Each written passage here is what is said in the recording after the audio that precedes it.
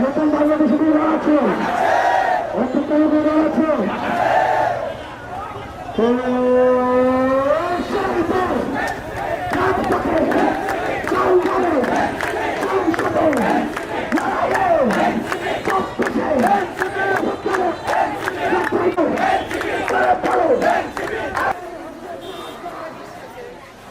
যেই নিপীড়নের ত্যাগ তিতিক্ষা তা আজকে আমরা স্লোগানে স্লোগানে স্মরণ করব। এই জনপদে কোরআন তেলাওয়াত দিয়ে প্রোগ্রাম শুরু করব। মাগরিবের নামাজের আর 10 মিনিট আছে, আমরা আনুষ্ঠানিকভাবে প্রোগ্রাম শুরু করতে যাচ্ছি। এখন আপনাদের সামনে কোরআন তেলাওয়াত দিয়ে শুরু হবে। কোরআন তেলাওয়াত করবেন হাফেজ রহমানির রহিম।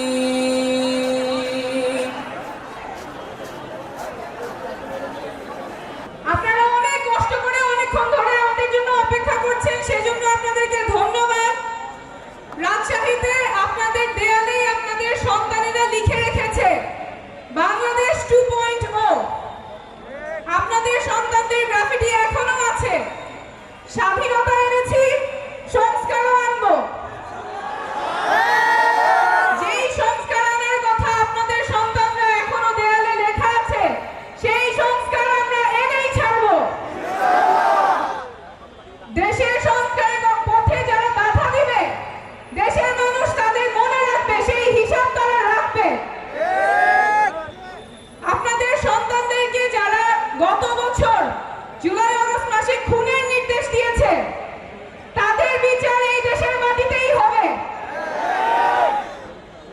আমরা আর ওই বাংলাদেশে ফেরত যাব না যেখানে রাষ্ট্রের পুলিশ বাহিনী, রাষ্ট্রের নিরাপত্তা বাহিনী নিজের নাগরিককে গুম করে, খুন করে। এইটা কোনো রাষ্ট্র হতে পারে না। অভ্যুত্থান, নতুন বাংলাদেশ,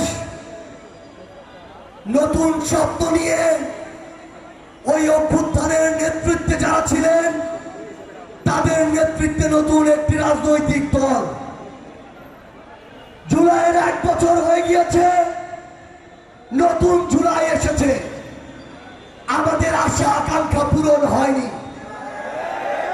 মনের ভিতরে সবারও এখনো আফসোস কাজ করে। 5ই আগস্টে এই দেশকে নিয়ে যে স্বপ্নগুলো দেখেছিলাম সেগুলো এখনো পূরণ হয়নি। কিন্তু যে শহীদরা আমাদের ডাকে জীবন দিয়ে গেল, আমাদের যে সহযোদ্ধারা রাস্তায় নামলো, যে আহত যোদ্ধারা রক্ত দিল, তাদের ওই আমানতের কি আমরা খেয়াল করতে পারি? তাই যতদিন না বাংলাদেশের এই ছাত্র জনতা মনে হচ্ছে যে 24-এর অভ্যুত্থানে আমাদের দেখা স্বপ্নগুলো এখন অনেকটা পূরণ হয়েছে, ততদিন পর্যন্ত আমাদের এই জুলাই চলবে। ততদিন পর্যন্ত আমাদের এই লড়াই চলবে।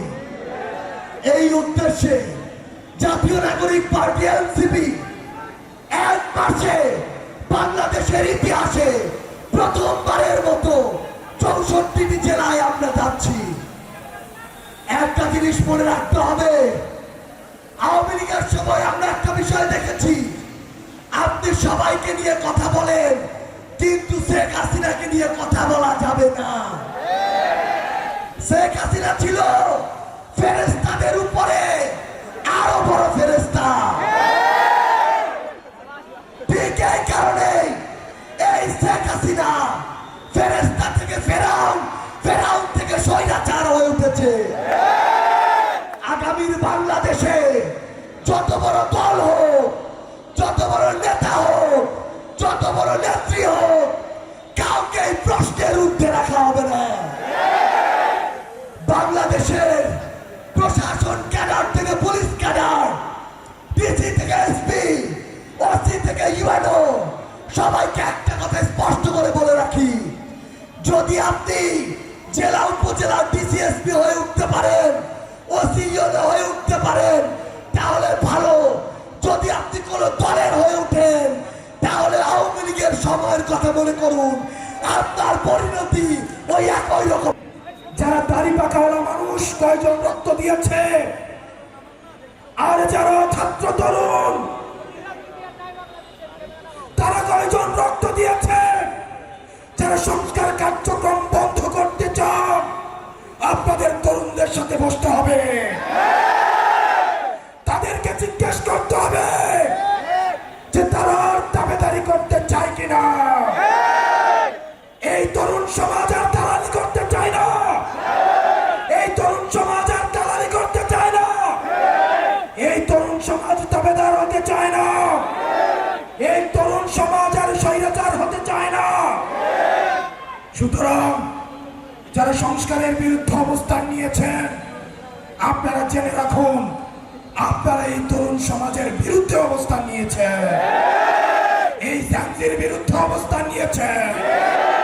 দাড়িপাকাওয়ালা মুরব্বীরা ফেল করেছে, বাবারা ফেল করেছে, তখন সন্তানেরা রাস্তায় নেমে এসেছে, বাবাদেরকে কাঁধে কাঁধ পেতে দিয়েছে রাস্তার মধ্যে, যে আমি যাচ্ছি, আমার কাঁধে হাত দিয়ে দাঁড়াও। জেল থেকে বের হয়ে এসে কেঁদে কেঁদে বলে, আমার মাসুম বাচ্চারা,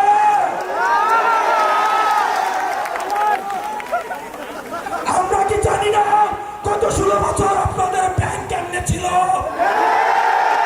আপনাদের ব্যবসা কেমনে ছিল, আমরা সব জানি। কারে ভয় দেখান, আরে কারে ভয় দেখান, আমাদের হারানোর কিছুই নাই, আমাদের ব্যাংক নাই, আমাদের লুটপাটের ব্যাংক নাই যেটা আমরা হারাবো। আমাদের শুধু আছে ভালোবাসা মানুষের, আমরা সেটার জন্য রাস্তায় এসে আবার আমরা জীবন দিব। ডিসিএসপিদের বলছি, আপনারা যে ভালো ব্যবহার করছেন, আমরা জানি আপনারা চিপায় পড়ে আমাদের সাথে ভালো ব্যবহার করছেন।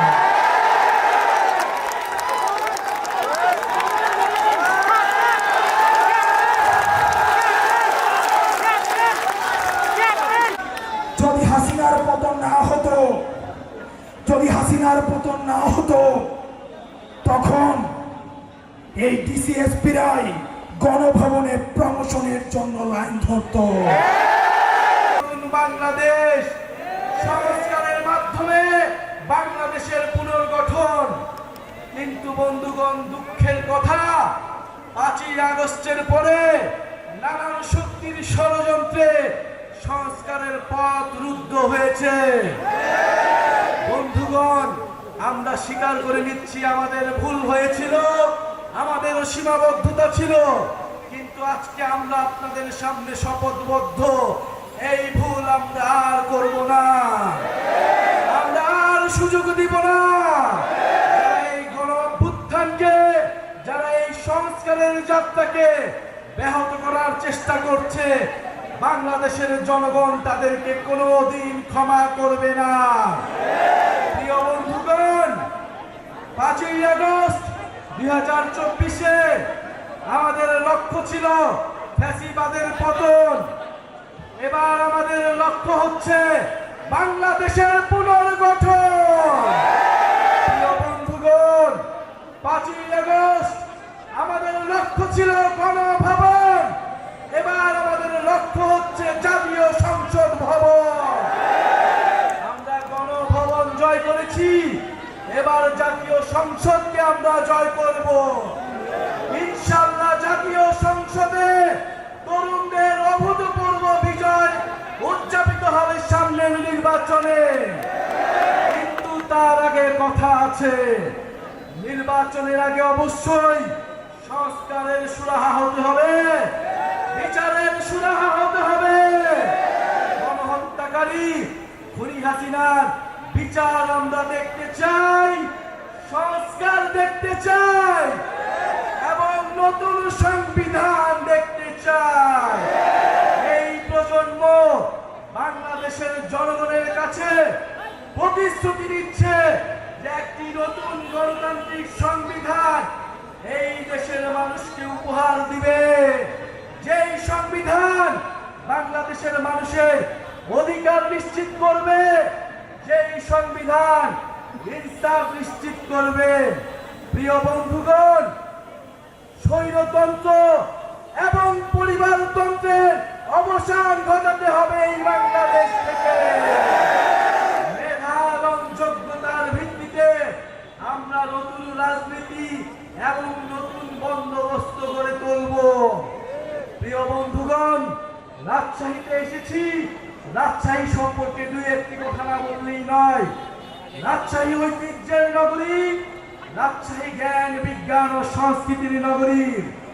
এই পদ্মার পরে রাজশাহী যুগ যুগ ধরে টিকেছিল। আজকের এই দিনে আমরা স্মরণ করছি মজলুম জননেতা মাওলানা ভাসানীকে, যিনি এই রাজশাহী শহর থেকে ফারাক্কা লং মার্চ শুরু করেছিল। আমরা ঘোষণা করি, হিস্সা আমাদের পানির হিস্সা আমাদের বুঝে নিতে হয়, আমাদের সীমান্তকে রক্ষা করতে হয়।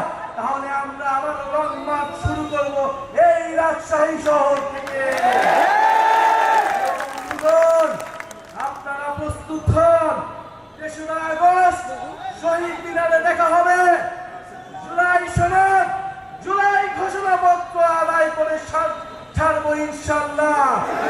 যারা বলে জুলাই কেবল আবেগের বিষয়, যারা বলে জুলাইকে কোনো সাংবিধানিক ভিত্তি দেওয়ার প্রয়োজন নয়, বন্ধুগণ তাদেরকে দেখিয়ে দিতে হবে ৩রা আগস্ট ২০২৫ সালে বাংলাদেশের জনগণ আবারও মুজিববাদের বিরুদ্ধে, আবারও মুজিববাদী সংবিধানের বিরুদ্ধে একত্রিত হবে। যারা জুলাইকে সংবিধানে জায়গা দিতে চায় না, যারা জুলাইকে কোনো আইনি কাঠামোতে জায়গা দিতে চায় না, তারা মুজিববাদের রাস্তা তৈরি করতে চায়। তারা মুজিববাদের নতুন পাহারাদার হিসেবে নিজেদের ঘোষণা করেছে। মুজিববাদের যারা পাহারাদার, তাদের বিরুদ্ধে আমাদের অবশ্যই প্রতিরোধ গড়ে তুলতে হবে। প্রিয় সংগ্রামী বন্ধুগণ, এই রাজশাহী নগরকে, এই রাজশাহী জেলাকে আমরা আবার পুনর্গঠন করতে চাই। এই বরেন্দ্র অঞ্চলের হারানো ঐতিহ্যকে ফিরে আনতে চাই। রাজশাহীতে কর্মসংস্থান থাকবে, রাজশাহীতে শিক্ষা থাকবে, রাজশাহীতে চিকিৎসা থাকবে, রাজশাহীতে শিল্পের বিকাশ ঘটাতে হবে। উন্নয়ন মানে কেবল ঢাকার উন্নয়ন নয়, উন্নয়নের বিকেন্দ্রীকরণ করতে হবে, ক্ষমতার বিকেন্দ্রীকরণ করতে হবে। এটার জন্যই সংস্কার, এটার জন্যই আমাদের নতুন দেশ, এটার জন্যই জুলাই পদযাত্রা। বন্ধু, জুলাই পদযাত্রার বার্তা নতুন দেশ গঠনের বার্তা, দুর্নীতিমুক্ত বাংলাদেশের বার্তা, বৈষম্যহীন ইনসাফ ভিত্তিক বাংলাদেশের বার্তা। আপনারা বাংলাদেশের প্রতিটি গ্রামে গ্রামে, বাসায় বাসায় পৌঁছে দিবেন।